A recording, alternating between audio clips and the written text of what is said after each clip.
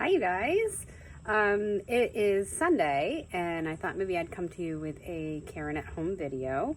I haven't really done one in a while. Some of you know that I hatch caterpillars. So I do monarchs and I do the black swallowtails. I don't have any black swallowtails right now, but I have a ton of monarchs. And so I thought maybe I'd show you my setup and how I keep them contained and fed in caterpillar form. It's really easy. I think I found this idea somewhere online, Facebook or Pinterest or something. I don't know. I had intentions of actually building like an enclosure this year, but with the crazy spring, I just at work, I didn't have time, and I have no desire to do it right now because what I'm using is working.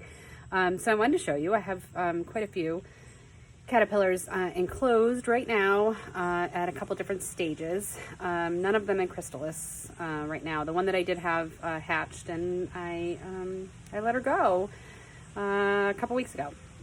So she went off, did her thing, laid some more eggs, and I was lucky enough to catch her laying the eggs. I was able to pick the eggs off and then waited till they hatched.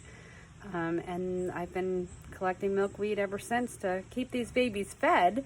So let me show you how I have my little setup here. Maybe I can encourage you to do the same. It's fun for the kids, although my kids being teenagers, every time I talk about it, they're like, whatever, mom. I don't know. I get excited still. All right, so let me show you. All right, so on my back wraparound, I have this little table thing out here for entertaining, but since we don't really entertain, it's become the butterfly enclosure area. So this is one of the enclosures that I have. Basically all it is, you know, when you have a picnic, those little net canopies or tents that you put over the food to keep the flies off. That's what I'm using. I got them, I think at Stop and Shop last year. They were like 70% off, pack of 2. It was a couple bucks for the 2 of them. So I picked up a couple packs of them. And then the base itself is just it's a square clear plastic saucer with little feet that we actually sell at the shop. It's a couple bucks, I don't know, $5, $6 maybe for that size. And so the tent fits right over it perfectly. The tent's a little big. And then I use just binder clips, and I keep it, you know, attached that way. But the milkweed itself, I have 2, I think, yeah, I have 2 caterpillars on this set. So these are my older ones.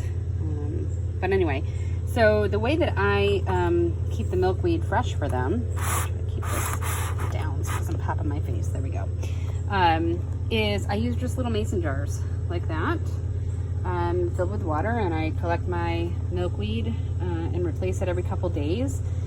Basically what I do is just take out the stalk that they're on and keep that one in there, pull out all the ones that they've eaten, and replace it with fresh. So I just did that. So I have a lot of fresh milkweed and butterfly weed in here.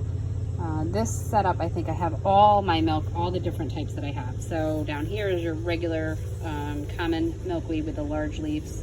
And then I have some swamp milkweed, which is this one. And then I have some of the butterfly weed, which is the one that blooms in orange and in yellow. So I try to take the new tips from those. Those bush out, so they tend to give me quite a few cuttings. Let me give you a close-up of what the jar looks like. So basically it's just like a pint size mason jar that I use, and then on the top I just create a grid with some floral tape and just tape it down, and that's what keeps the branches upright in the jar itself. So every couple days I empty out the water, clean out the jar, and stick some fresh milkweed in there. And then when they're ready, I don't know if you can see up on the top, the metal that holds the canopy open, that's actually perfect for them to crawl up and do their thing and do their chrysalis. And then once they hatch out, they just kind of, with their little butterfly legs, hang on to the side of the net until I can release them, which is usually quite a few hours after they hatch. You want to make sure that their wings are dry and they kind of start moving around. And then you let them go, and they kind of do go back out and do their thing. This is the other setup that I have. This one's blue. This one I have a lot. These are smaller. I grabbed a lot of these before the big storm so that they wouldn't get injured or lost. There's a couple there. Got one right there. And then I think there's another one over here somewhere. Yep, there's one under there. I think in this grouping I have 10 in there somewhere. But anyway, so this is my setup, and that one has 3 jars. It's super easy, it's super inexpensive, and I think it's really fun. It's one of my favorite things to do in the summertime.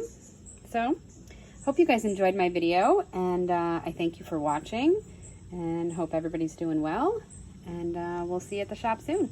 Have a great day, you guys.